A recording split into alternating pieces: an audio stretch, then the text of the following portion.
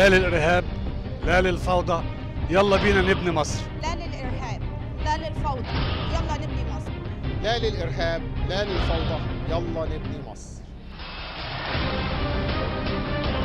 في التايم سكوير الناس هنا كلها بتحافظ على النظام. عايز تعبر عن رأيك، عايز تتظاهر، عايز تقول أي حاجة، لازم تكون محترم ولازم تحترم غيرك. كلنا جنب بعض هنا، نتحرك حركة واحدة، وزي ما احنا شايفين الصورة بتتكلم. عبر عن رأيك واحترم غيرك. عاوز تتظاهر انزل اتظاهر، بس حافظ على بلدك. بص ورايا هنا هتلاقي فيه سياج حديدي. لو انت عاوز تتظاهر ولو نزلت خطوة واحدة بعد السياج هيتقبض عليك وهيتعمل لك قضية، ولا هيبقى عندك حقوق إنسان ولا حتى حبوب للسان.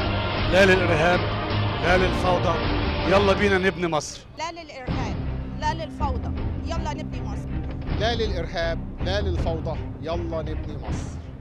يلا نبني مصر. الدعوات اللي دلوقتي بتقول في مصر ينزلوا من أجل تخريب تاني، ايه الرسالة اللي توجهيها للمصريين وللأمة العربية بعد الأحداث اللي شافها الوطن العربي كله؟ تقول لهم ايه؟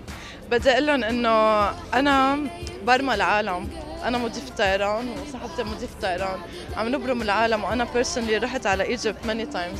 بقول لكم حرام هالبلد تنزعوا، حرام الشعب المصري يتلبك بهيك اشياء سخيفه، انتم اكبر من هيك. بلاش نخرب مصر، مصر ام الدنيا. God bless you.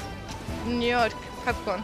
والله انا احب اقول لهم يخلوا بالهم من بلدهم، عشان بلدنا دي كبيره قوي، ويحافظوا عليها ضد اي فساد، ضد اي حاجه.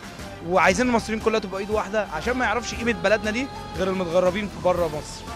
هنا بيحترموا بعض، عايزين احنا كمان نحترم بعض. لا للإرهاب، لا للفوضى.